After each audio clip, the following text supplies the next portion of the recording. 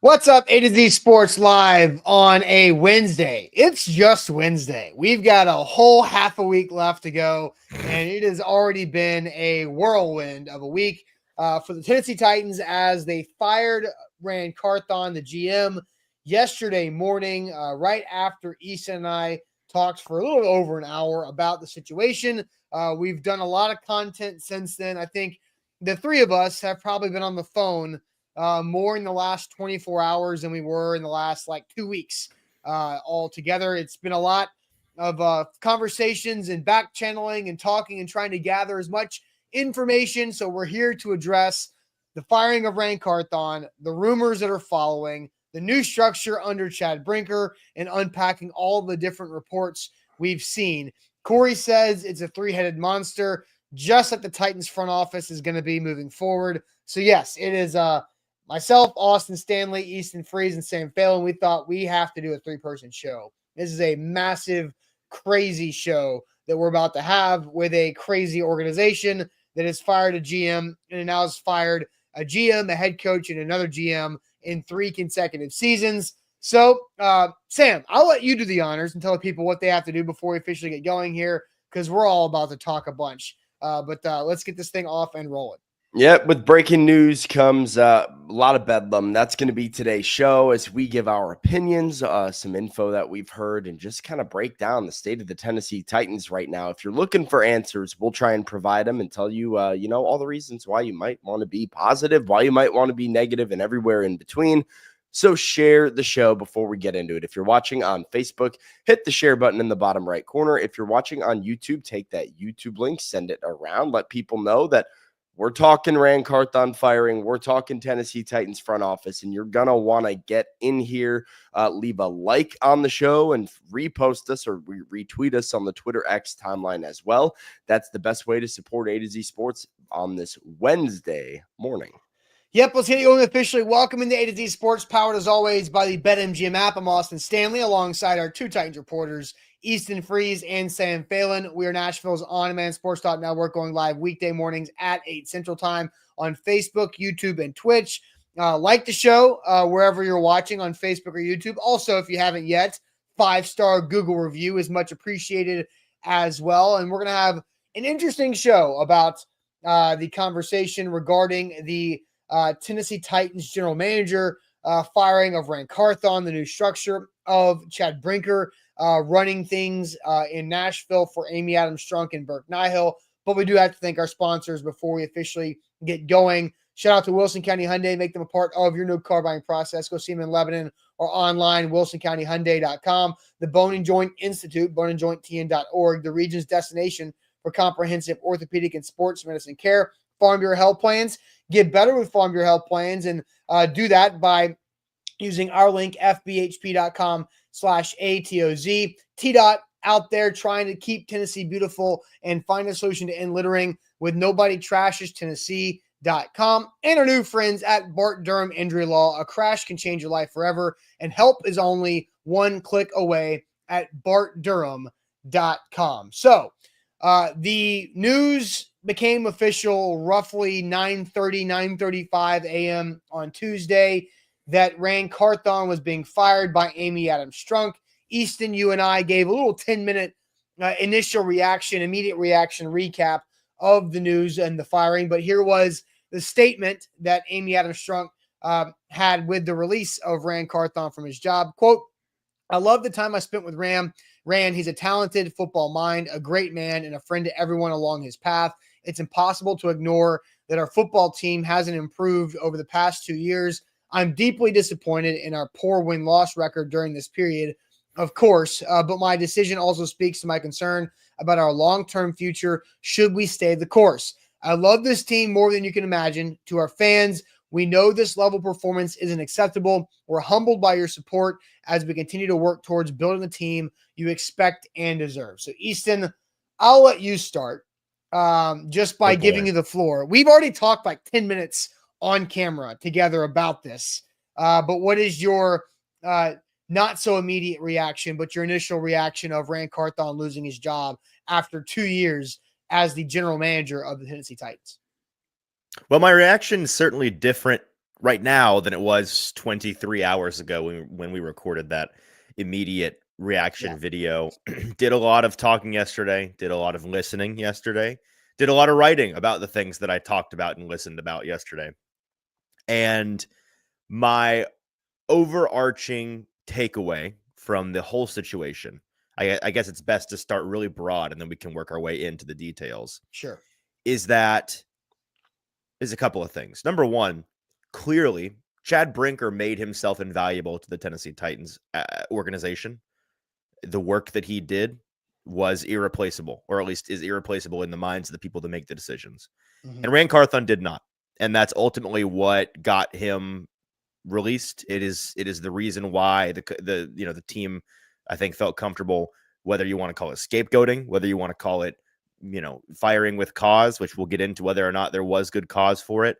I wrote yesterday about how here's another big takeaway for you. There is so much more to this situation than your run-of-the-mill NFL GM firing, right? Typically, a GM in the NFL gets fired. And this is how I opened my article yesterday, A to Z Sports, which I recommend people go read. Typically it's, the guy won 9 games in the last 2 years. Usually GMs get a little bit more of a leash than that, but it happens. It's a results-based business. You don't win. Sometimes you get fired. Or maybe it's just a simple power struggle, right? We see that too. Maybe, president of football ops, Chad Brinker, or head coach Brian Callahan, one of those guys just won a power struggle and convinced Amy Adams-Strunk that they should be the ringleader now, and Ran Carthon got the boot. We all know that it's so much more complicated than that. And I'm sure it kind of looks like that on the surface, but hopefully today we can do our best to peel away the layers at what is a pretty messy thing. Here's the third and final overarching takeaway I'll share, and then we can decide where we want to take this. I think a common theme folks are going to hear from the three of us today, whether we say it explicitly or we're implying it. This football team right now has a lot of non-football things floating around that are ultimately going to keep them from being good at the football thing. And until they focus on people that care just about football and the football product, and having those people in the building and getting rid of the people that don't care about the football product in the building, and focus on getting the good players, which they're now tasked with doing, and building the good team, which they're now tasked with doing. Until they do that, they're just going to continue to be a bunch of nonsense BS dysfunction.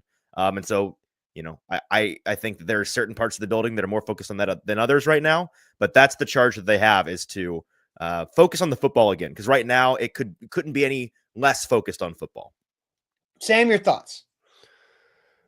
My overall stance that I was trying to take yesterday, that I'm trying to take throughout the day today as well, is viewing this move in a vacuum. I think a lot of people were outraged when the Titans announced the firing of Ran Carthon, and I think a lot of it comes from the expectation and that has been built over the last few years, trends that now exist, habits of the organization that appear unhealthy, and just how we got where we are from where we were.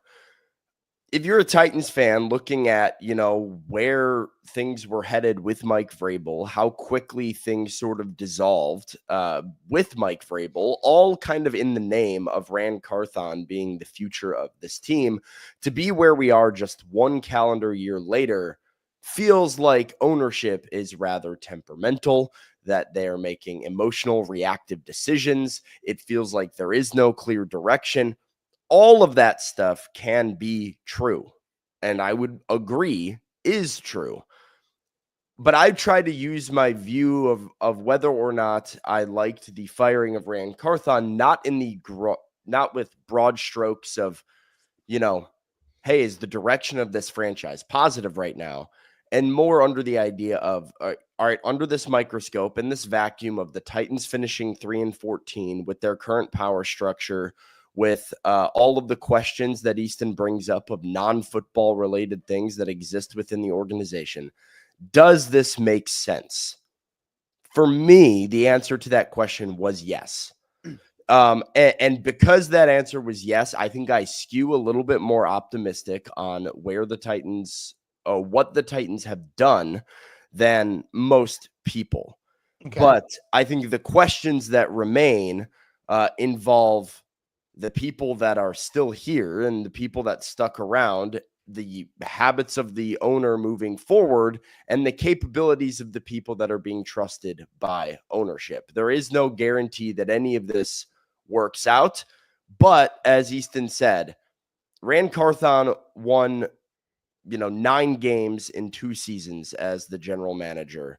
There was a lot of money spent this offseason for an owner that had expectations that this would not be a rebuild.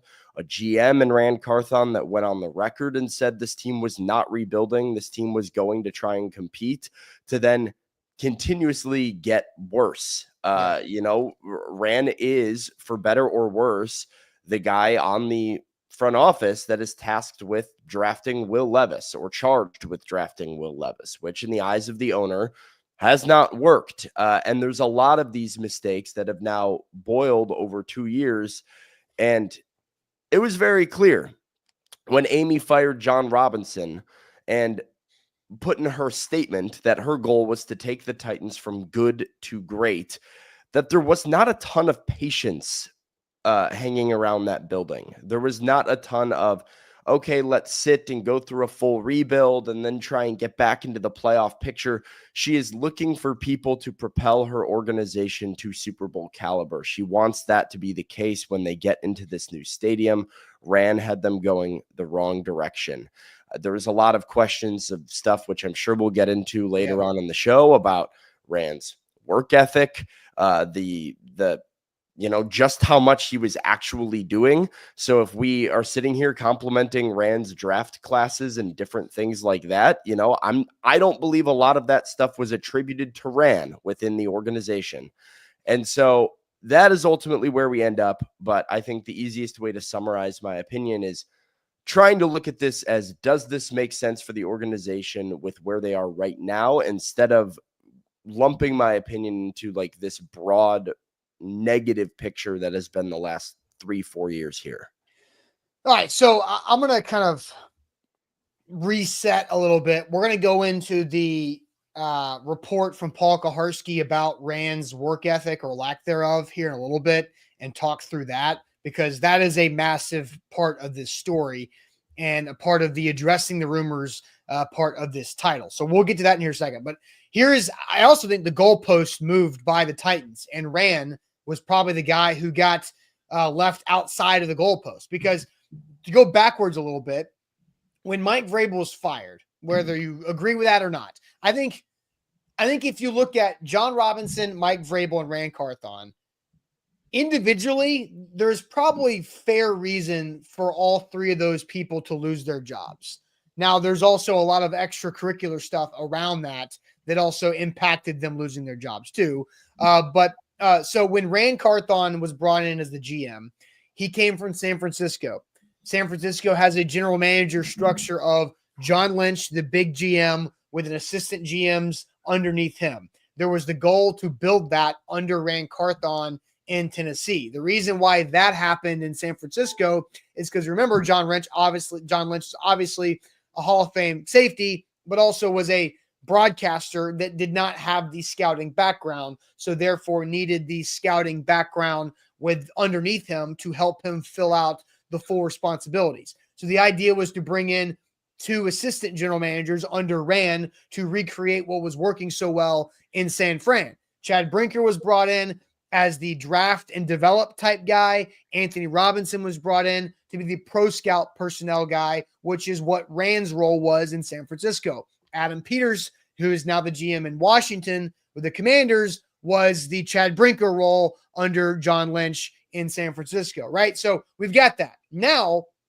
quickly, in about a year's time, Vrabel's fired, and the confidence in Chad Brinker goes from assistant GM to, this guy is really good, we think, at what he does, president of football operations, and now had the title above Ran Carthon. So the goalpost move, and they even said, Burke Nihill said in the statement yesterday, that the job description for the GM is different from when Ran came into his role. And like Easton said off the top, that it seemed like Chad Brinker made himself irreplaceable and Ran was viewed as replaceable by the organization, that Ran and Chad Brinker basically were wanting the same job, but Chad Brinker was better than Ran at that job.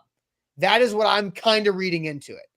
Now, let's get to the Paul Kuharsky part of things, because Paul Kuharsky did put out a report yesterday about the lack of work ethic from Ran Carthon, and I want to get to that here in a second. But first, I want to tell you guys about the Bone and Joint Institute. Oh, wrong graphic right there. I've got the one with no divider. That's the wrong one too. Clunky here on this Wednesday. Here we go. The Bone and Joint Institute is where you should turn for any injury needs you have. Injuries happen in life just like they do in football. boneandjointtn.org, the region's destination for comprehensive orthopedic and sports medicine care.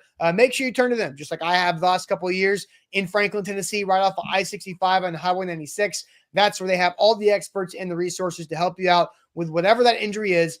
Snow may be on the horizon, which means ice is usually under the snow, which means you slip and fall, you get hurt. The Bone and Joint Institute is a place that can help you out with those hopefully hypothetical future situations. So check them out when you need them online, boneandjointtn.org. Sam, I'll let you do this first BetMGM. BetMGM, the sportsbook born in Vegas. Use the bonus code ATOZ Sports when you sign up with BetMGM.com. Get up to $1,500 back in the form of a bonus bet if your first bet misses. Whatever your first bet wager amount is, you put that into BetMGM. You use the bonus code ATOZ Sports. And even if your bet loses, it goes back into your account for a second chance to win big. With the NFL playoffs coming up, the best way to get your skin in the game, get money on the line, BetMGM and BetMGM.com, the sportsbook born in Vegas. All right, so now let's get to the Paul Kuharsky report that was on paulkuharsky.com. This was from Paul. The entirety of is Paul's words about Ran Carthon. Backslapping and laughing it up with people who like you while fencing yourself off from anyone who doesn't buy into that as magic formula for making things happen is not a route to success. His critics did not view Ran as a grinder. Paul said he'd been told that all the important parties were on board with the Titans making a move and drafting Will Levis with the 33rd pick of the 2023 draft. But while Mike Vrabel and Carthon were at Levis's pro day in Lexington, Kentucky, Carthon left early. Some personnel people and scouts said early departures are not uncommon, but that left a mark on many inside the Titans organization. So too did Carthon's post-game routine after road games. Personnel people and scouts typically eat, then dive into film of the game the team just played to get ahead of the Monday review. But Carthon often did what Paul says he does on his plane ride home, which is the same thing I do, is napping. So napping, leaving early, questions of work ethic. Easton, do you want to start with the reaction to this part? I know we'll kind of go around the room, including the chat here, on addressing these reports from Kuharsky. Yeah, these are things that are in line with the kind of rumors we've heard about Ran Carthon publicly and behind the scenes for the better part of a year now. And the way that I framed it yesterday in my article is just that it's easy to dismiss smoke until you see more concrete evidence of a fire. And those are the kinds of rumors where when you hear them and you see what the Titans are doing, you hear what the Titans people, the players, the employees say publicly. And when you look at the track record of draft picks and, the bottom line ins and outs of the GM job, they were hard to believe, right? It seemed like the kind of thing that was bluster or was the spiteful words of an underling who has a reason to dislike Ran, or maybe a Vrabel loyalist, or whatever it may be. Mm-hmm. And so it's things that, and I saw a lot of people yesterday, all of us in media come out and are kind of not shocked by this idea that maybe there were some issues with Ran Carthon from a work product standpoint. And we're all talking about how it's maybe not the most surprising thing. And I saw a lot of people on Twitter saying, well, very strange how the media all of a sudden is acting like this is a thing when they weren't talking about it. I feel like it's important to point out, like, the reason we weren't necessarily always talking about how Ran Carthon is this big lazy loser is because while the rumors existed and we heard them and we heard things behind the scenes privately, there wasn't a great reason to believe them wholeheartedly until something like yesterday happens. And not only did the Titans fire him, but they kind of go out of their way as an organization to throw shade at him 4 or 5 different times on the way out with their statements, from Amy Adams-Strunk, from Chad Brinker, pointing out how they're looking for a guy that's going to be all ball all day, focusing on football and just football. Amy Adams-Strunk saying in her release about how it's about the wins and losses, but more than that, it's about concern about the future of the franchise if we keep him at the job. Most organizations fire their GM and their head coach, and they say best of luck going forward to them and their family. Thanks for their time. Well, This organization went out of their way to say the guy can't do the job. That's what they did yesterday. I mean, like the statement, I love the time I spent with Ram, talented football mind, great man, friend to everyone along the way. Right. But my decision also speaks to the concern about long-term future. Should we stay the course? Stay the course with Ran Carthon as the GM, right? So for the team to go out of their way to essentially insinuate 4 or 5 times the guy couldn't do the job is the kind of thing that activates all of those things we've heard, and we say maybe those things were true. Now, to the specifics of Karski's report, I can't say whether or not they're true. I have since heard privately that maybe the whole napping on the plane thing was one person that was being bitter or silly or petty, and so the individual specifics may not be true, but the fact that there are these things, I think, indicates just a general vibe of he rubbed people the wrong way too often. Yeah, and I think it's important to say his critics did not view him as a grinder. Right. Critics are negative. Like everybody, we all have critics. Sam, you dealt with critics on the internet all football season with Survivor. Your critics view you a certain way, just like our critics view us a certain way with our football takes. So, I mean, I do think, Sam, I'll let you react to Easton's response on the stuff, but like there has been some things about like Ran. Again, this is why I think Ran and Brinker wanted the same job or were set up for the same job, but Brinker was better than Ran at that full executive job. And that we'll talk about the future GM hire, probably not today, because there's way too many things to unpack today. But in their release, football, all ball, scouting guy, they want a grinding scouting guy. And that's not what Ran is. And so if the goalposts move, that sucks for Ran Carthon, but like the team needs to also make the right decisions for the team long term and adjust when needing to adjust. Like, don't be stubborn just because you want to have, some type of stability. Bad stability is still bad. Like, does that make sense too, Sam? I'll let you kind of go too. Well, yeah, I think Easton did say one thing that I liked a lot, which was this idea that this has been out there. And so whether or not you want to believe the specific individual nitty-gritty facts of this report or that report, or Ran sleeping on a plane or leaving the combine or leaving Will Levis's pro day early, or whatever you want to believe, there have absolutely been couple of rumors swirling for 2 years now, really the last year specifically, ever since the Titans reframed the structure within their front office with job titles between Brinker and Carthon, that Carthon was not viewed as a hard worker, that there was a lot of animosity within the organization for Carthon and the way that he did things. People didn't believe that he was doing a whole lot. A lot of the scouting credit and stuff got credited to Chad Brinker, while Ran was sort of playing Madden general manager and just pressing the draft button or the trade button or the trade finder button. And that's kind of was a feeling within the organization, even from going back to last season. Who was at the Senior Bowl? Chad Brinker. Chad Brinker was at the Senior Bowl because Ran and Callahan were building the coaching staff. Because Adrian brings this up. Says, but that's not what Ran was hired to do. And I'll let you continue. Sorry. But it was to build relationships. And that's what Ran was good at, because Ran was helping Callahan build the coaching staff, right? Denard Wilson, who I think I don't know if we change our opinions throughout the entire 17-game season, but Denard Wilson, a good defensive coordinator, a good defensive mind that we want to see more of.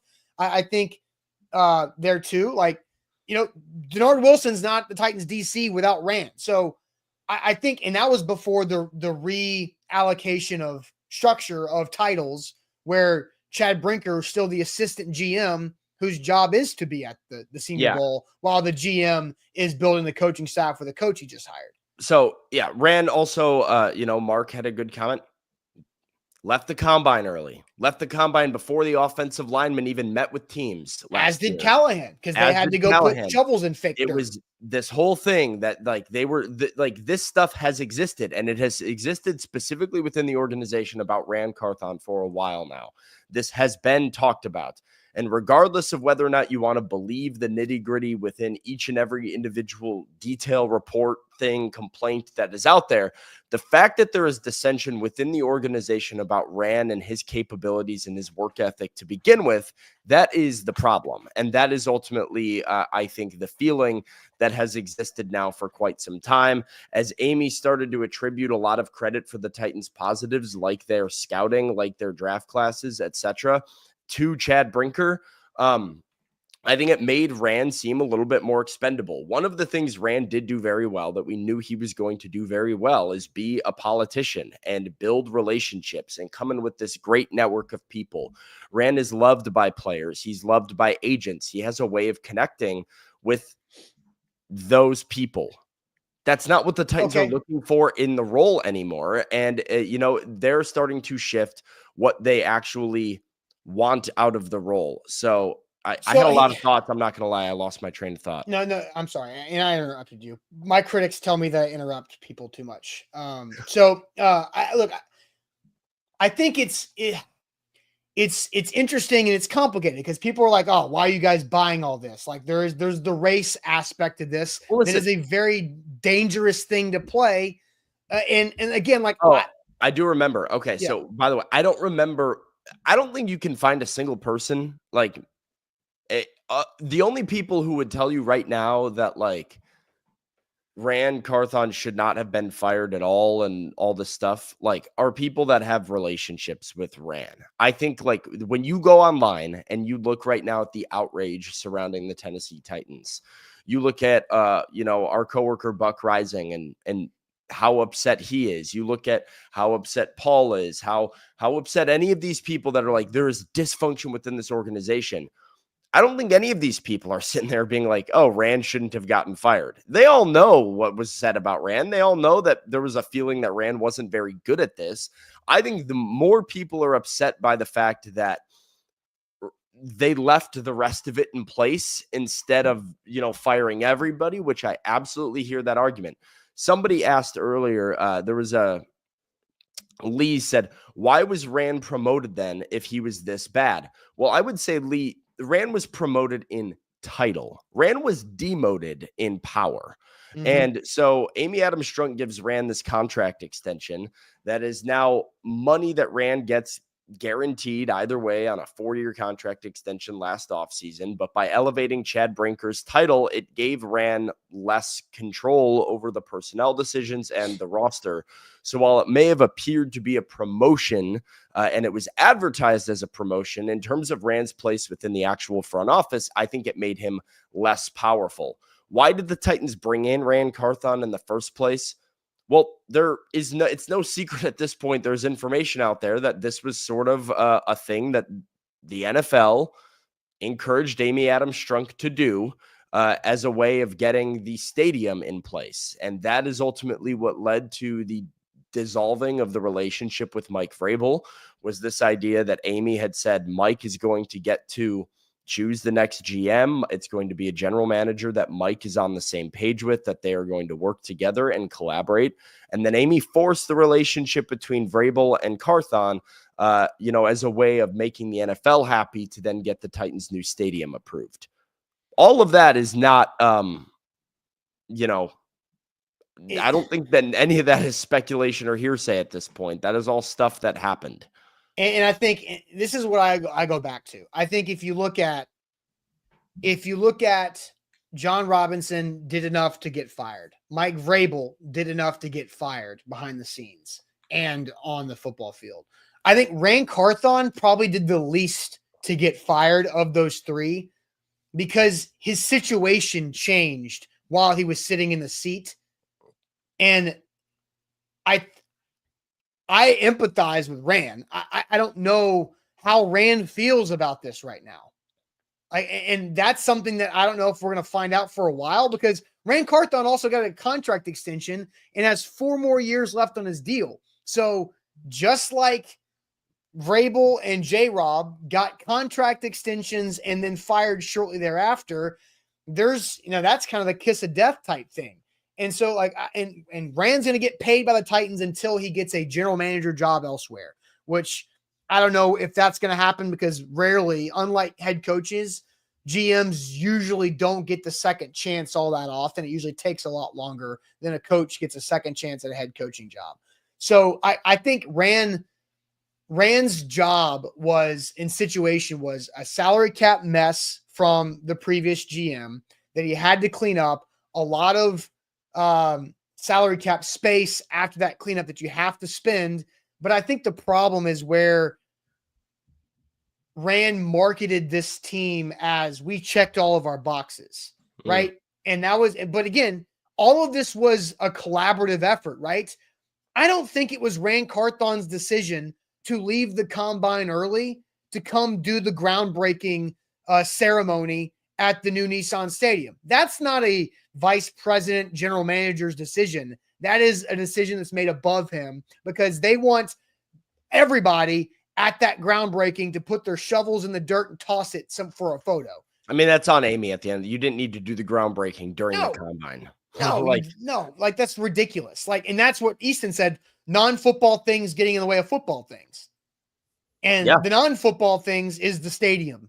Like, the stadium is such a big deal. And Burke Nihill was able to get the stadium done, which allows Burke Nihill to have the longest leash in the world, according to Amy Adams Strunk, right? That's just how those things work. And so it's a mess. And so, we have a lot of chats. Like, we've got prepared topics to get to. Do you guys want to talk about in the vacuum conversation about Rand, or do we want to get to some chats? Let's knock out some chats. I mean, I think this is the vacuum conversation about Rand. It, like, the one that we've been having. It, like, again, the outrage that exists right now exists because Amy's habits are horrible. Amy's habits are toxic. The idea, and this was why, not to, toot my own horn and go back in time, but this is why I was pissed when the Titans fired Mike Vrabel, because it was a lot of the same thing. It was this idea that she had painted this picture when she fired John of saying, the roster's not good enough. We're in cap hell. We've got no talent. This is not a good enough team to win. And I believe, but she said, I believe like Mike Vrabel is the way that we can follow his lead. We can get out of this. One season later, after everybody and their mother would agree that they overperformed going 6-11 with the talent on that roster, Amy pulls the plug and says, you know what? We're done with this because I want Rand to be calling the shots. And Vrabel overplayed his hand and all that stuff happened.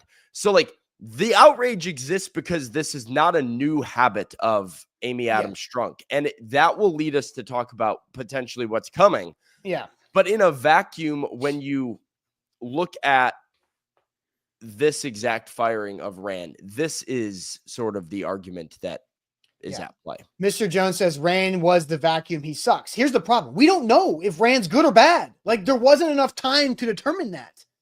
And then I also see Troy saying vacuum conversation. Amy has bad hat. You agree with Easton about the Rand sucks thing? Well, I don't know if we don't know definitively. Will Levis is a bad quarterback, right? We know that we would agree definitively that the personnel decisions of this team may not have been bad over the last 2 years. They could not bad. I mean, they could be on the right trajectory to build a decent roster right now. I know Easton's been a big advocate of that, but again, that comes back to who are we attributing that to? Are we attributing all of this to Ran Carthon or not? Correct. And so that is the scope that we need to look at this through. Now, and let me explain why I was on Twitter and I was saying, that Go ahead. I want you to do that here in a second, because that'll lead us into a different conversation. But I do want to make sure we stay on track here and discuss our new friends, and that is the Bart Durham Injury Law. You deserve to be paid. Our new friends at Bart Durham Injury Law can help you out. A crash can change your life forever, and help is only one click away at bartdurham.com.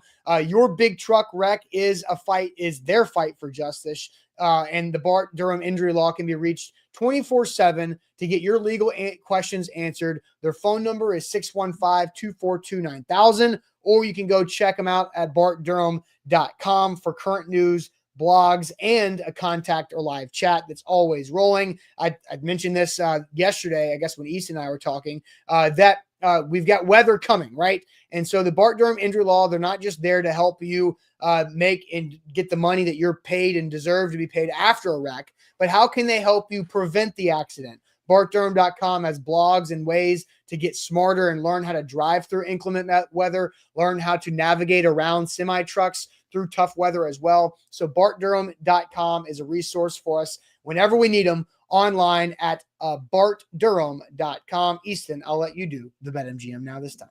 Well, we're also brought to you by BetMGM, the sportsbook born in Vegas. Austin and I were talking about this yesterday. After today, we will have a reprieve from the chaos in Titanstown because we get 5 consecutive days of fantastic playoff football, Thursday through Monday. So not only do you need to watch those games, you need to bet on those games, and you need to do it with our friends at BetMGM using our bonus code ATOZ Sports to get up to $1,500 back in bonus bets over at BetMGM, the sportsbook born in Vegas.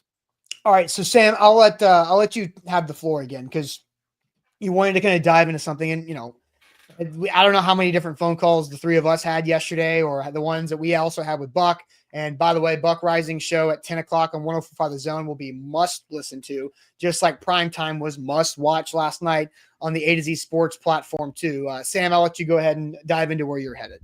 Well, yeah, I just want to kind of clarify my stance on the whole matter, because I do think, amidst all the Twitter outrage yesterday, all of the online chaos that was existing, I was one of the few people in the Titans media world who were relatively positive about this particular decision by Amy. And I want to explain a little bit of why. And Austin, I would have to go back to a conversation that you and I had on the show the week of Christmas, where I made the case here on A to Z Sports. And I said, if the Titans get the number 1 overall pick, they need to clean house, fire Callahan, fire Carthon, fire everybody, and reset. That, or there was an or there, because I gave the Titans 2 options.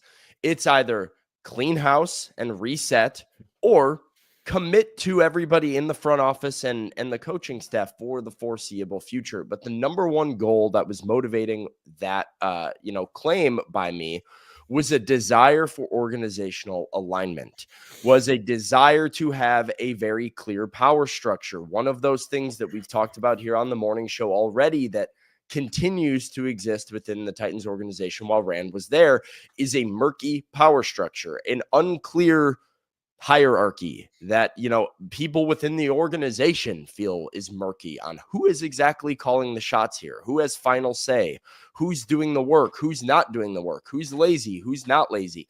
Those questions are being asked. I want none of it. I don't want to have this sort of confusion anymore. I want to know that we have a head football guy who's making football decisions, who has hired his head coach, who has drafted his quarterback. There is alignment there. There is a clear vision there. And if it fails, they're all held accountable. That was my goal for the Titans. And in theory, the Titans have accomplished that by firing Ran Carthon, because all of the messaging that we got yesterday was promoting and pumping up Chad Brinker as being the president of football operations and the new head honcho. For better or worse, the Titans, which were previously a captainless ship, are being captained by Chad Brinker moving forward. That was what the organization was telling us. That is what the organization has now made clear. And because of that, I can support the direction of being aligned. The question is, 1, do we trust Chad Brinker to get that done. And if you don't believe in Chad Brinker, if Chad Brinker is not the one that has all of the final say, then they mess all of this up. Right. Like as they hire this new general manager, if then you start bringing in a new GM who tries to have this power struggle with Chad, or he's the one that's actually making the personnel decisions. If you do this whole cycle again, you've screwed it up and you've botched it. And I'm outraged. If Chad stinks at this, you botched it and I'm outraged.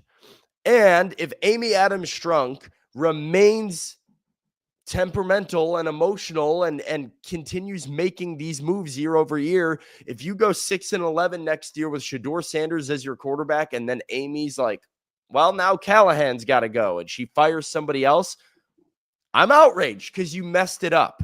So that is what I kind of mean by taking the move in a vacuum.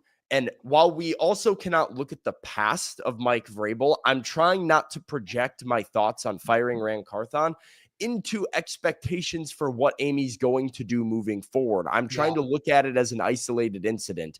In an isolated incident where this positions the Titans to be, okay.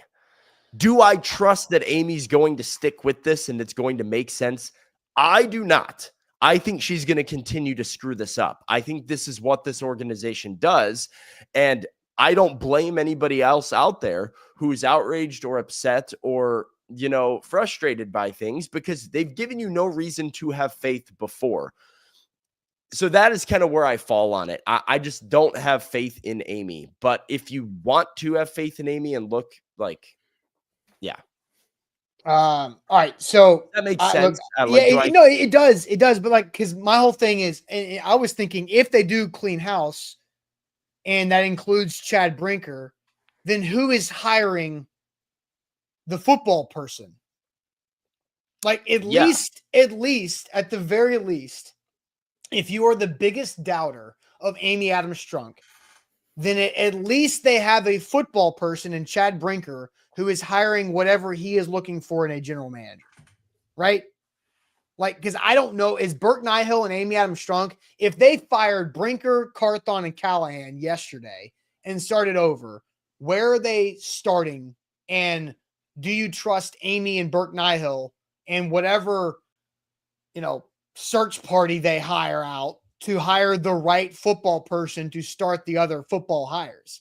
That's what I don't know. And so, Easton, I'll let you kind of go because people are making fun of your yawns. You not only do you have like a 5-month-old or 6-month-old at home, you have also had this mess to deal with. We are all tired. I probably just had the most caffeine of the three of us right now. I am still here and have been happy for the past 10 minutes to just listen to you guys yap.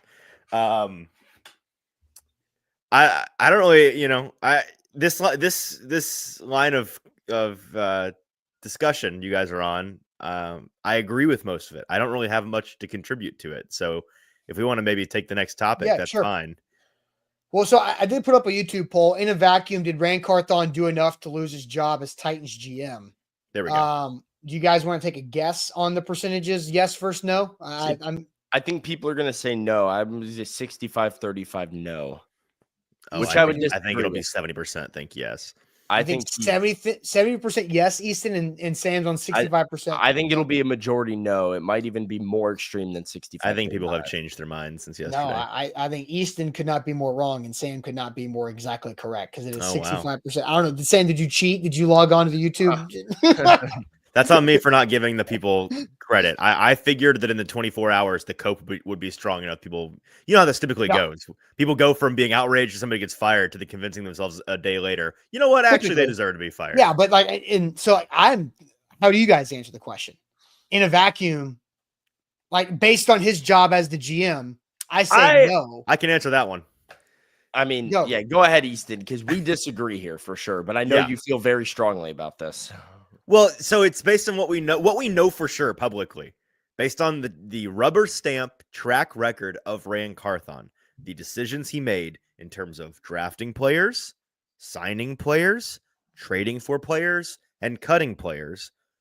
That track record the past 2 years is far from fireable. And if you don't agree with me, go back, decision by decision and evaluate the hits and the misses, and you will realize, wow, it is far from perfect. And it is. It's not, I'm not going to say that it's been an incredible 2-year stretch. He inherited a desolate roster 2 years ago that needed a lot of work, not just in terms of star power, but really step one was meat and potatoes on this team. You don't have any baseline. Nor did you have salary cap space to do something about it, or a lot of draft capital at first. Correct. Yes. And then eventually you had all the space, right. And it was used. But so if it was a perfect job the past 2 years, they would have been able to, a perfect job entails finding a good quarterback, finding a good edge rusher, finding 2 tackles, and you're off and running, and things are great in 2 years. Realistically, that was going to be hard to do, and they did not do that. They didn't come close to doing that. But what he did do, when you evaluate the ins and the outs of the output here of this team, it was an above average job by league standards. It was, and his drafting was certainly above average by league standards. And his greatest crime was certainly not hitting on the one quarterback that they took a swing on. But that's the biggest crime of any GM that doesn't hit on quarterback, because it's just such an important position. So in terms of just the track record of the GM decision-making, not close to fireable, not close. Yeah. The problem here is that all of the other, I keep talking about the football things versus the non-football things. The non-football things sound awfully fireable. They do.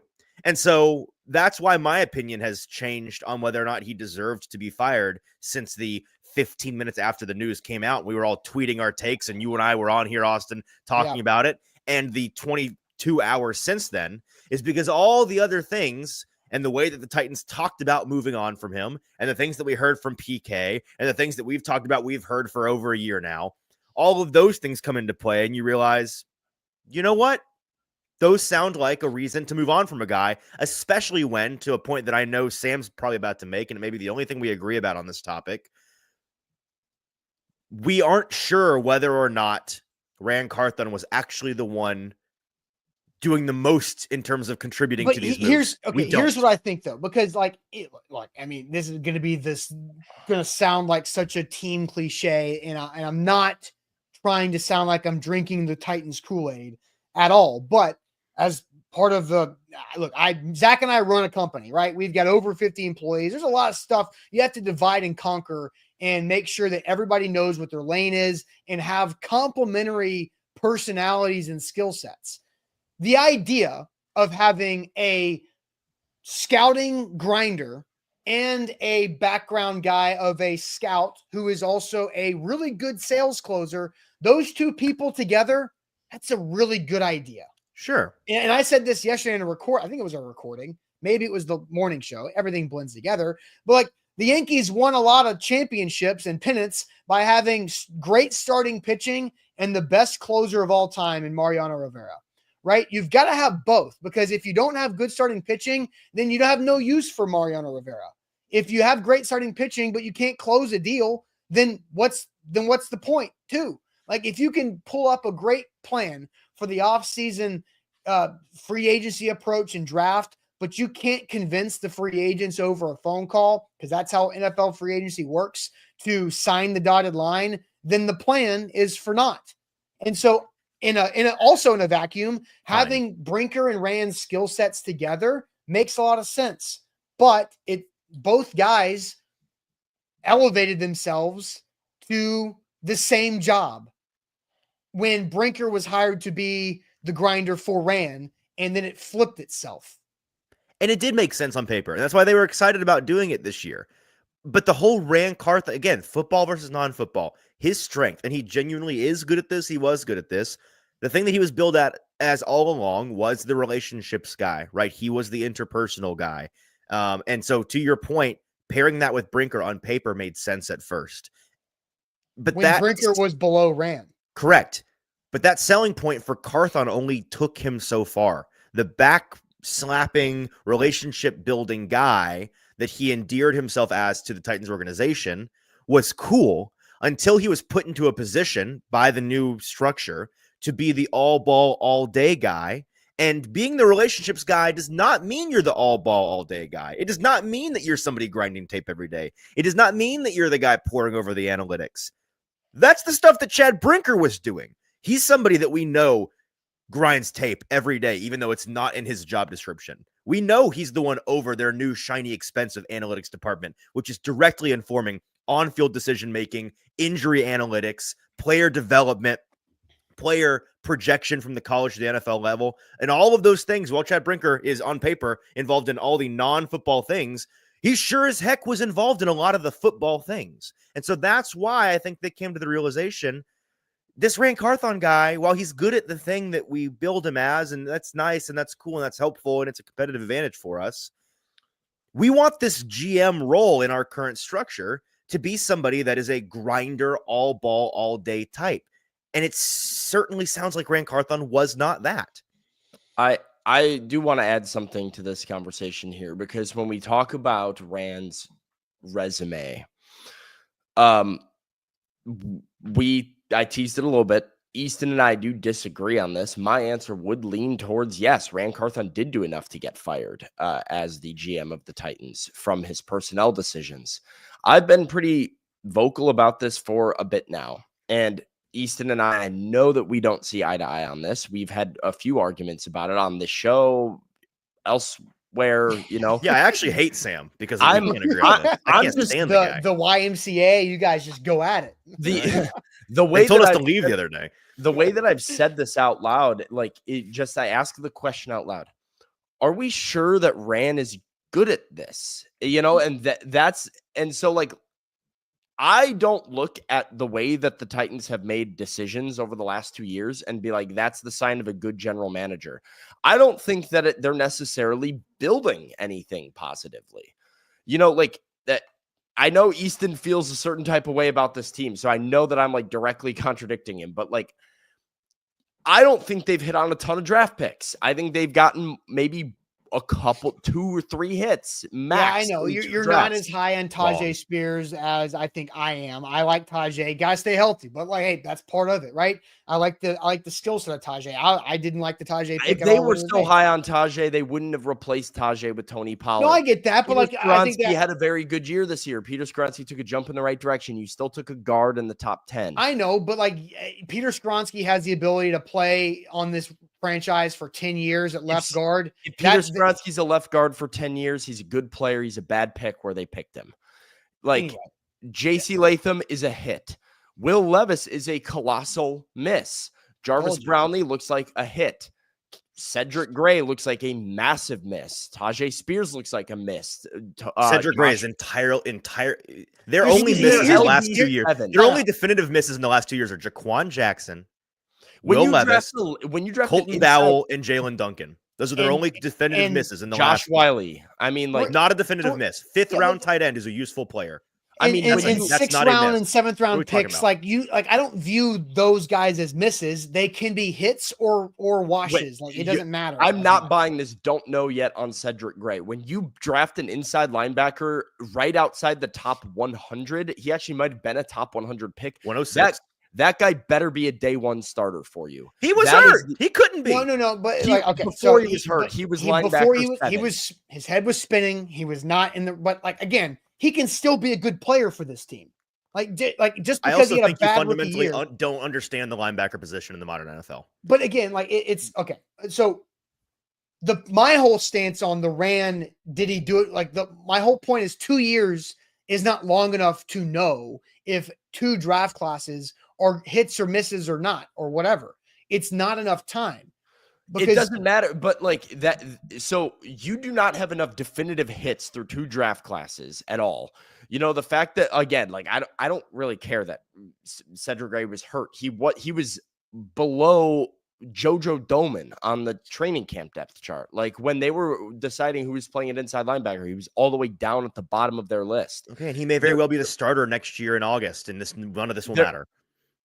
I would be surprised if Cedric Gray is a starter in August. They didn't even want to play him this year. When they went down with 7 inside linebacker injuries, they still rather go with James Williams, who has not really played any linebacker than Cedric Gray. Because his entire development track got derailed in his rookie year. So, it was a wash. like, regardless of how you feel about Gray, though, there simply is not enough positives of Ran Carthon in 2 years to defend his stint as general manager.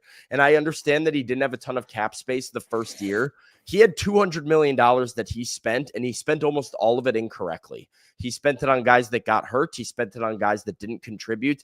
And it's evidenced by the fact that the spent it on guys that got hurt. God forbid you spent it on guys that get hurt. He should have known. These are all right. He should have known. Like, I don't want to fight about it too much because I don't need to. The chat, y'all are dumb. This is a different show. I'll start taking shots like crazy. They were the worst team in the damn NFL. Yeah. History's on my side. The facts are on my side.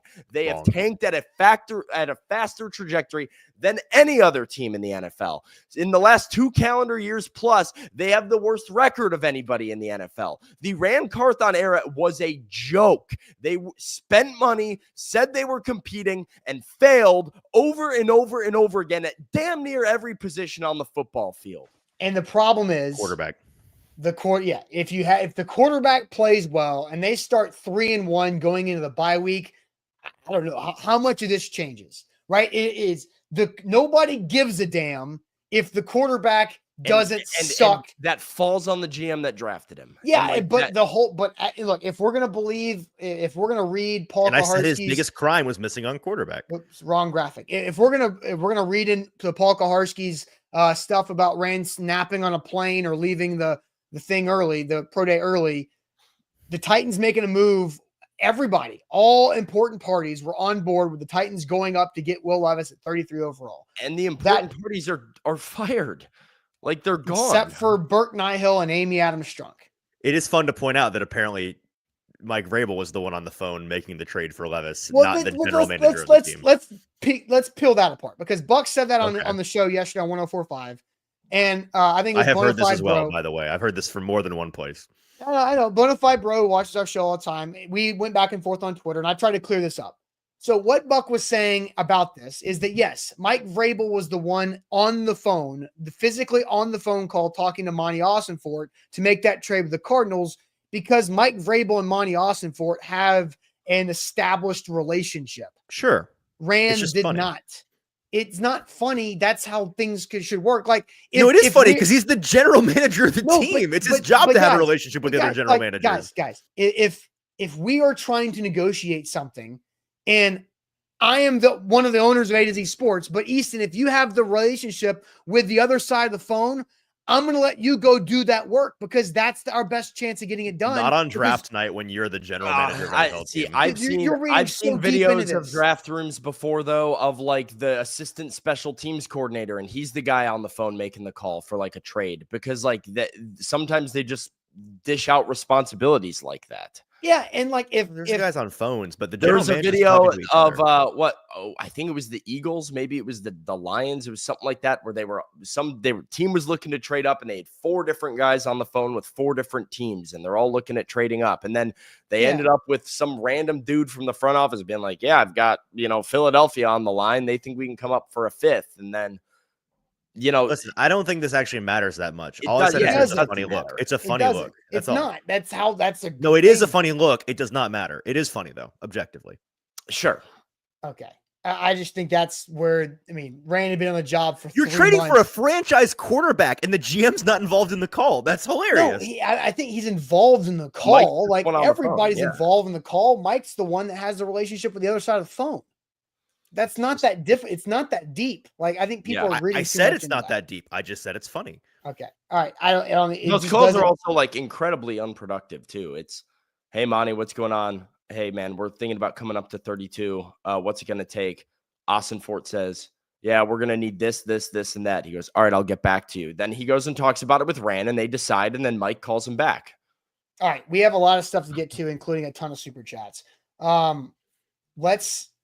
We're gonna wait on the super chats because I want to give them time. If you are in super chat line, stay in line. Yeah. We will get to you. So I want us to talk through what we think will have this new Chad Brinker structure succeed, and then the case on why it might inevitably fail. And that might be I think I have a point for both. If you guys have a point for one or the other, great. Both, great, whatever.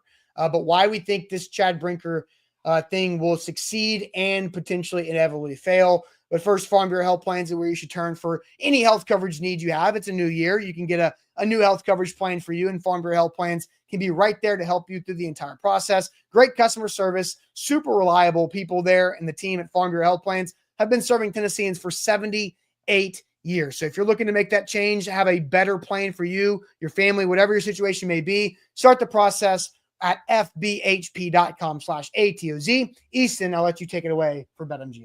We're also brought to you by BetMGM, the sportsbook born in Vegas. Use our bonus code ATOZ Sports to get up to $1,500 back in bonus bets if your first bet does not cash. BetMGM, get that app on your phone so you have it right in the palm of your hand, and use the sportsbook born in Vegas. All right, so Chad Brinker is the guy, right? Like they have quickly had Chad Brinker come in as the assistant general manager to being the president of football operations in a less than a year's time, and now is the guy picking the new GM to fit whatever he wants the new job description to be for GM. So I will start with Easton. What's the biggest reason why you think the Chad Brinker Titans can succeed?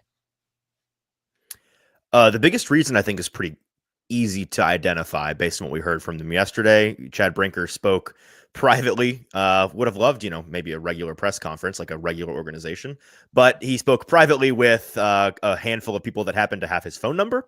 And those people did a good job, in fairness to them, of getting things from him. And Chad Brinker, to his credit, did a good job of doing something that Ran Carthon didn't do well at all, or actively avoided, which was talking to the media. Ran Carthon hid from us. He did like 4 press conferences ever at St. Thomas Sports Park.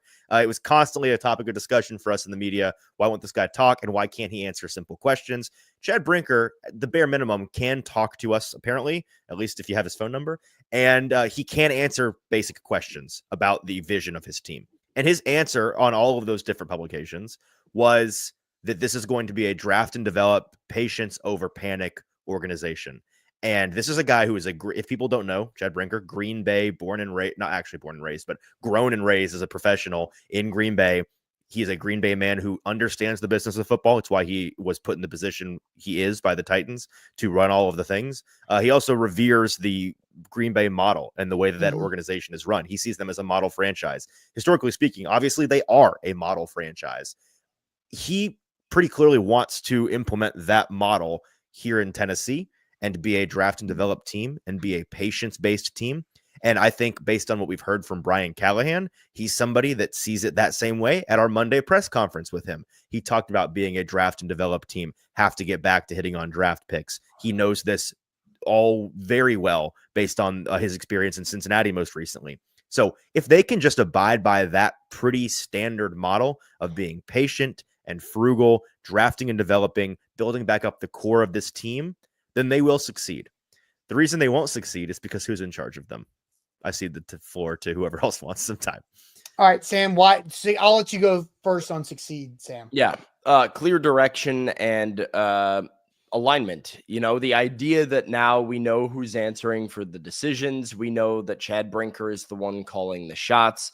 That is very clear within the organization. And if they are able to successfully execute the hire of general manager to be a guy who fits the role that they have described, a grinder man who grinds tape and is all about the film study and just a football guy through and through, but not somebody who's making the actual football decisions, because that all will fall on the back of Chad Brinker. If they can do that and they can execute those roles well, I think that will set them up for a sound structure. And then you have the number 1 overall pick, and you have an opportunity to draft a franchise quarterback with the number 1 overall pick, which I believe firmly that they should do. And if you get the quarterback right at the number 1 overall pick, it's going to make a lot of this mute and quiet a little bit in terms of the dysfunction within this organization. So if you have a general manager that, does his job, and there's clear structure, and now there's a franchise quarterback that you're giving to Brian Callahan to work with, that is the path and the world where the Chad Brinker Titans thrive and get back to playoff contention. So I agree with both of you. I think that's how it succeeds. And also the same thing that I said after Amy Adams Strunk fired Mike Vrabel a year ago, that I understand the reason for firing Mike Vrabel, but you best not miss moving forward. And I can understand the reasoning for moving on from Ran Carthon if you are moving the goalposts and if you are changing the job description, but you best not miss with Chad Brinker. Chad Brinker better be good.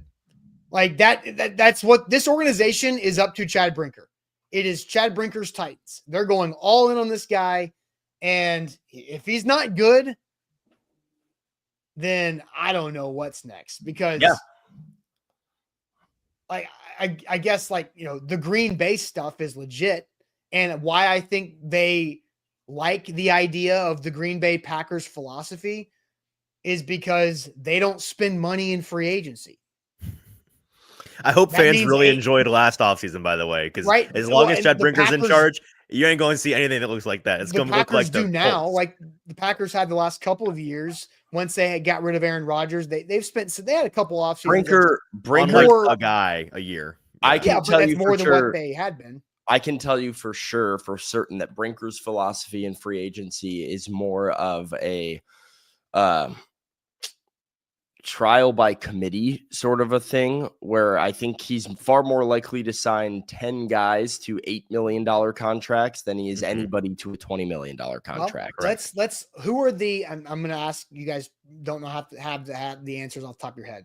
The two most successful free agent acquisitions, in my opinion, of the Tennessee Titans are who? Free agent acquisitions. All time? Or what? What are we looking in the last? Titans era, which I'll answer for most impactful free agent acquisition. Best free agent acquisitions of the two. One is Delaney Walker. Bingo, Delaney Walker. The other one, defense. Is it somebody that we're going to? Well, maybe there's three. Maybe I'll add a third because the chat added a third. Denico Autry was the second one I had. Yeah, I'll add a third, and that's Ben Jones. Sure. And like those guys were not break tight end, defensive line, center, not premium positions. But that's not positions you pay highly. Right. That's exactly what I'm saying. They were not break the bank signings. They were signings that were taking a player from their previous team to an elevated opportunity. Tannehill was a trade, chat. Tannehill was a trade. Kyle Vandenbosch was not a March free agent signing. DeMarco Murray was a trade. So there's lots of trades in here that don't count. But I'm talking about like March. Jamal Adams done. I'm not counting Jamal Adams. I'm not counting DeAndre. No, he goes on this list. Jamal Adams goes on this list. Yeah, right. Julio Jones was also a trade. So Brian Arakpo was solid, but Denico Autry was way better. And none of these three guys were break the bank dudes. Whenever the Titans have tried to go break the bank with whether it's John Robinson or Ran Carthon, hasn't really worked out, starting with Bud Dupree. Yeah, which is the right philosophy if you are good in the draft. I mean, if you're sound in the draft, you don't really need to spend the $20 million on or the $25 million on Calvin Ridley. But like, if you are not sound in the draft, then all of a sudden that becomes when also you only spend the 20 to 25 million on a single player in free agency if you're spending on premium positions. And the very, very basic 101 NFL good process for team building is you spend in free agency on non-premium positions and you draft and hit on premium positions. Like first, second, third round, you pick your quarterback and your wide receiver and your tight end, or in your cornerback and your tackle. And in free agency, you sign your center and your tight end and your running back. Yeah. And you retain those players, right? And that is part of what they put out yesterday. Of retain is a key word there, and extend. And Amy's not afraid to pay those players. They've extended contracts for all the players worthy of doing it, minus Jack Conklin. But that was a tough financial situation to pay your right tackle $20 million a year after paying Lawan $19 million a year. And if you're in the front office, she'll really pay you. I mean, she'll extend you out as far as you want to go. And then fire you. So, all right. Why will the Chad Brinker Titans fail? Amy Adams Strunk. Austin, your turn. And I mean, there's two answers, right? One is the obvious no duh answer, which is if Chad sucks at this. Like if Chad Brinker is not good in the job, they will fail. If he's not Sure. capable of this, if they mess up the power structure, if they hire, We're talking most likely reason. If Chad is bad at this or not capable, or if they hire somebody as the GM that, makes this power structure murky again and you don't have alignment, those are reasons it would fail. I think the one that's top of mind and far more likely is because all of that alignment that I just talked about as being a potential positive of this move for Tennessee moving forward, none of it matters if Amy fires somebody next year. And we now have 3 straight running years of proof that she probably will. If the Titans don't win like 9-10 games and like have significant turnaround, there's probably going to be some heads that roll because Amy's pissed next offseason. And that is ultimately why it would fail, is because she's got no patience. So my answer that is Amy is also the awkwardness that is being created, because who is going to hire the new general manager in title? Chad The real Brinker. general manager. Yeah, Chad Brinker. Then there's a weird thing of Chad Brinker, Gap, and Brian Callahan. The awkwardness of the guy in the middle being hired by the guy above who had no involvement in the head coach hire. That is also why I think it could fail. No involvement. The GM, the guy that Chad Brinker will ultimately hire. The GM has no. Yeah, I got you. Yeah, the GM has no involvement in what he came in third. It's weird. I don't know if I agree with this one. Actually, Buck Rising used a set of choice words on primetime to describe the new general manager's role with the organization that I don't think is entirely untrue. But you are essentially a mouthpiece GM. That is not the words that Buck used, but I will refrain from using those on the morning. Here you go. Classic. It is Chad Brinker is Michael Scott. You have this new GM is going to be Dwight Schrute, and Brian Callahan is Jim Halpert. And Joe Bennett comes in, but at some point Joe Bennett's going to sell to Robert California. And who the hell is Robert California in all this? Because Robert California is the wild card that might come in and finally get something set up right. I don't know. You just completely lost a subsection of the audience. You just completely lost. But like it is going to be tough. I've seen names out there already floated out for GMs. I think half of them, there is a negative shot that could ever happen. I know like Ian Cunningham of the Bears is a popular name. There is absolutely no chance in hell Ian Cunningham becomes the GM of the Tennessee Titans. These guys who are up and coming GM candidates are not going to want to take their GM job as the GM of a team where they're not actually the GM. A Green Bay man would never hire a Bears man, by the way. Just also facts. Also true. It's going to be somebody that Brinker has ties to, and it's going to be somebody who's probably underqualified to be a GM in title because they're not going to be actually acting as a GM in role. Exactly. Without a doubt. All right. So we don't have to talk about it today. I just want to get my take on the record because you just both got your take on the record. I think everybody is way overblowing how unattractive the GM position is for this team. I disagree. I know you do. Disagree. You just both said that. We will talk about that later. We will talk about that. Sure. Tomorrow, Friday, one of these days. So I do want to get to super chats because you guys are very generous with your time and your dollars here this morning, but T-Dot is out there trying to do something good for this state and make our state beautiful. As messy as the Tennessee Titans organization is, our roads, our highways, our interstates, also messy from all the litter that's out there. And T-Dot's trying to do its best to clean up our state and find the solution to end littering across the state. So you can join in by going to nobodytrashestennessee.com. That's nobodytrashestennessee.com is how to help out, have your kids, your family jump in and join the cause. You can set up your own litter cleanup. You can jump into a litter cleanup that's already organized in your community as well. But it all starts by visiting nobodytrashestennessee.com. Sam, your turn for BetMGM. BetMGM, it's the sports book born in Vegas. If you use the bonus code ATOZ Sports when you sign up, you can get up to $1,500 back in bonus bets. Place your early future on Northern Illinois to win the Mountain West in 2026 because, they're gonna. That's, just what we do with Illinois sports. We run the table. We beat Oregon by 30 whatever on the road. Tennessee cannot say the same, unfortunately, with how that basketball game. You could have bet one good game, and he's in here. Hey, you know what I did? Tennessee, You know what number I one did? overall volunteers. Oh, I saw this coming from a mile away. I put a unit and a half on Gators minus 2.5 on Monday night. Should have bet Easy Gators money. minus 29.5. You would have I'll made way take more it. money. No sweats. I had enough I was dealing with last night. I could easily cash that bet on BetMGM. He waited That was 15 games that for was him the to most lose one, obvious. so he could The come in most here and trash obvious him. loss coming was Tennessee losing to Florida. I in have the been ODO. box score lurking for a couple months now, waiting for Tennessee to lose a basketball game. But anyways, bet with BetMGM whenever you're getting involved with college basketball or the NFL playoffs coming up. BetMGM.com. All right, super chats. Darren with a big one. Honestly, this was before the show even was live. 100% Bush League. Letting Rand go at this moment just says the Titans are making it up as they go. Amy says one thing 1 year, does another by the end. Job titles change on guys mid-project. I'm popping ibuprofens after every game. Now I'm done. Go Ravens, go Texans, go Eagles. Go Ravens, go Texans, go Eagles. I mean, you could pick two of those maybe. Bro just threw darts at a board and picked a couple. Don't Darren pick the Texans. That's weird. Yeah, Eagles and Ravens, go for it. But I think Darren is 100% right because of that number at the top of his super chat. So I have no. No, I mean he is.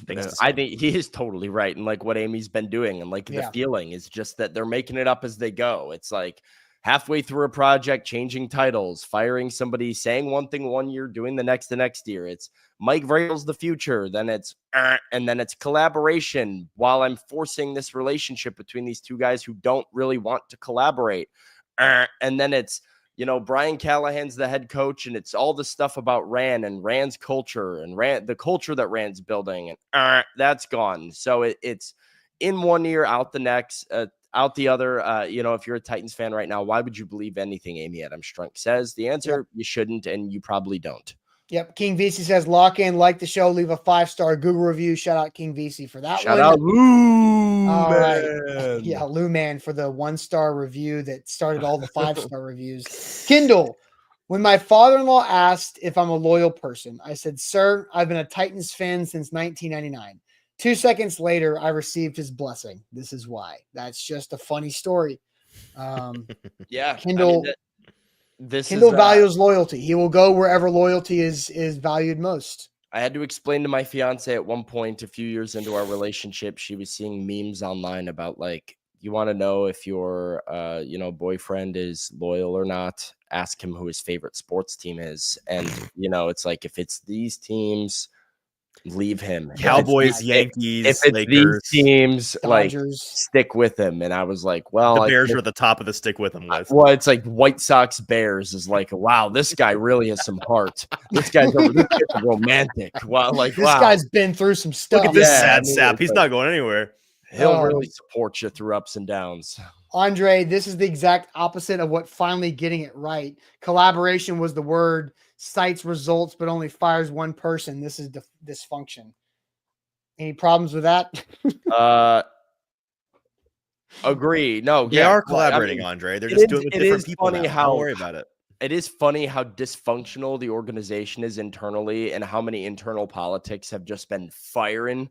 And as a front the whole time, they've been like, collaboration. Kumbaya. Collaboration. Right, for SpongeBob. Here's another funny thing that's not actually deep, but I kept crossing my mind yesterday. We had the whole fan base screaming, fire somebody. And then they fired somebody. And we're furious that they fired somebody.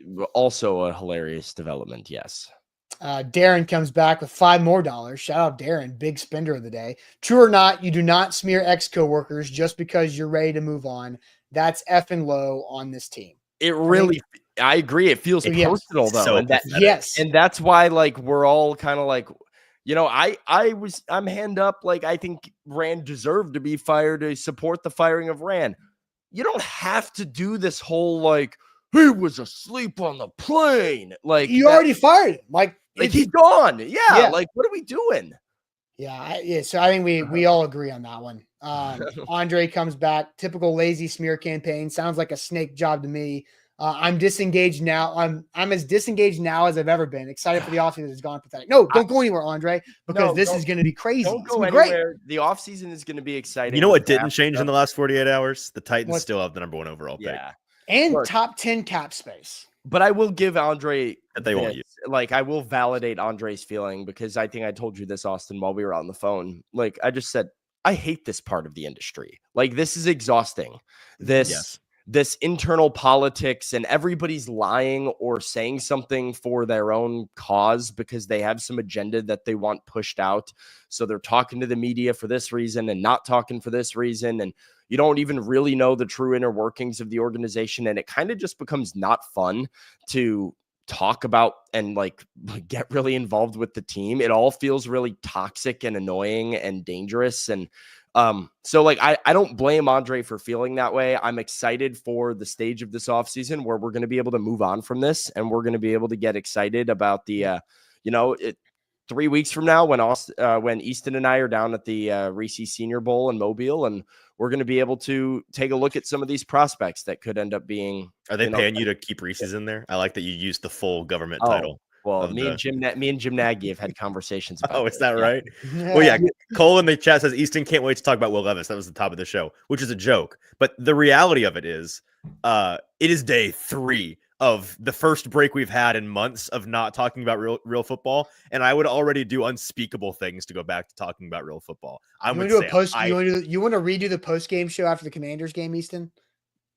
Listen, not that one in particular, Okay. but just I was trying to pick I was trying to make it tough on you. Just generally speaking, I'm dying to get away from this bull crap that we've done the last 24 hours and talk about some real football. So the Senior Bowl is going to rock.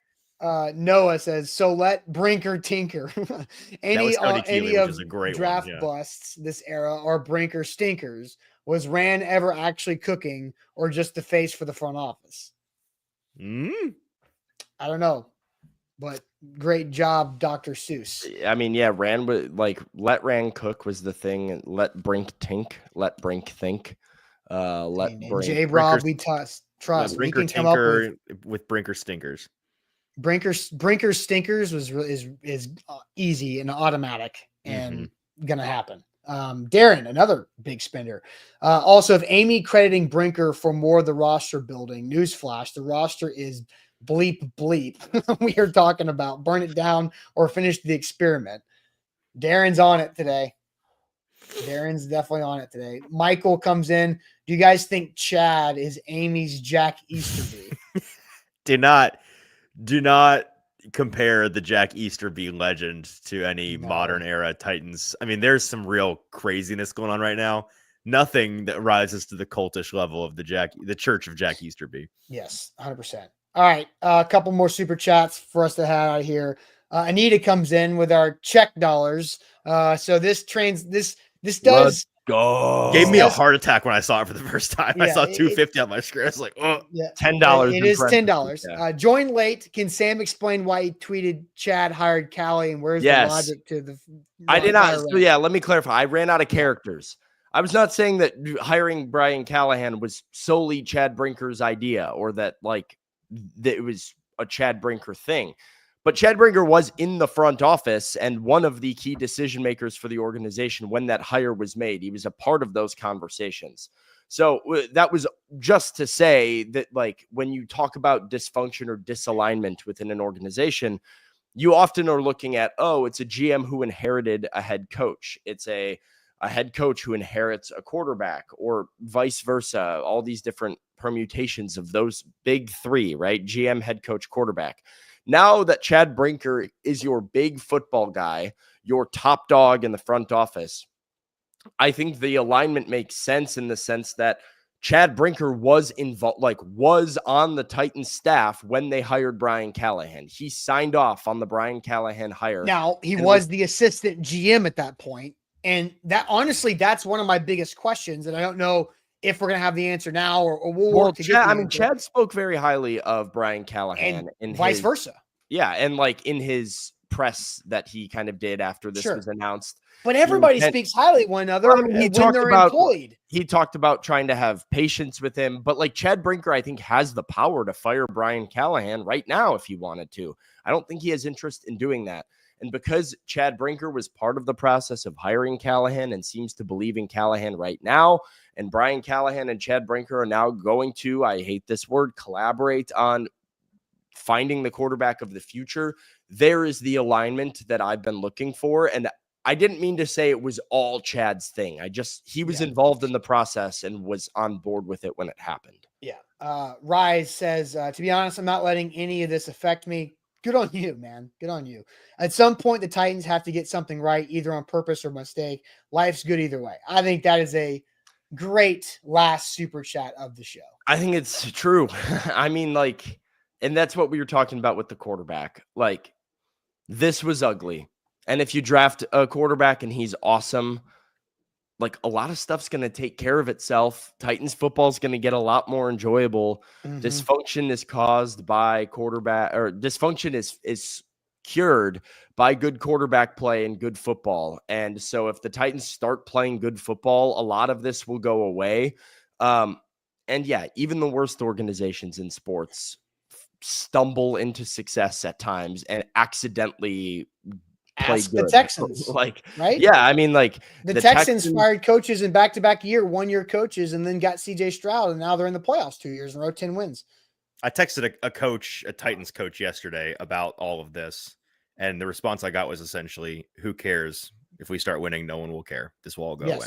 Yes. Yeah, I mean, that is the general idea. There's a lot of organizations in sports, toxic, that, just kind of hit their one outer and go on a, I don't know. Yeah, they keep throwing stuff at the wall and eventually something sticks and they have a really good, successful season. And, the Titans hopefully will be there soon. Okay. Let's see. Orlando says no trivia. No trivia today. We're an hour, 26 minutes into the show. Yes, we have gone long enough. I do want to I will look up the baseball question. Okay. I do want to get a final thought from all three of us before we officially bounce out of here. And Sam's going to look up the baseball. There is no baseball question. No baseball question. Hallelujah. Now I want to do trivia. Dang. Yes. Shout out to Wilson County Hyundai. Make them a part of your new car buying process. Go see them in Lebanon or online, wilsoncountyhyundai.com. Payne Bone does a phenomenal job as well, finding you the right ride for your situation, and save some money while you're at it in Lebanon, wilsoncountyhyundai.com. Easton, parting thought. This is like the sports reporters back in the day. If you woke up on Sunday morning and watched those guys, parting shots or thoughts. It needs to rhyme and have some poetic flow to it, by the way. Oh God! Just like the sports reporters did. Did you even did either of you never even heard watch of the sports reporters? Negative. Damn it! You guys missed so much good TV. You old man. So I have no idea what the form here is. So I'm not going to participate unless I can just talk. I don't. You can just talk. You don't have to rhyme. Go ahead. Okay. Parting thought is that I hate all of this and I can't wait for the Senior Bowl. Sam.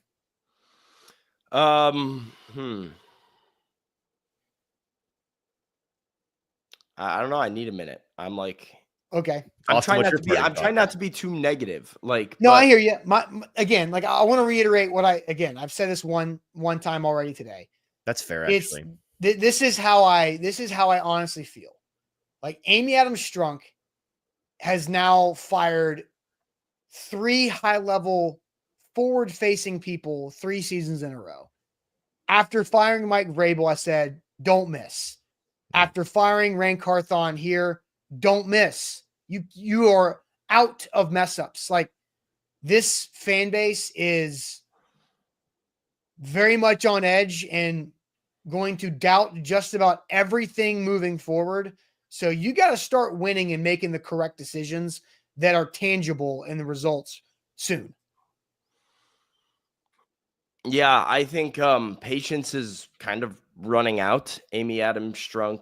I was surprised, to be honest, earlier this season, even when we would talk about Amy, always kind of felt like she was above criticism. by this fan base a little bit. People were very bought in on Queen Amy. Don't you dare come after our sweet princess Queen Amy.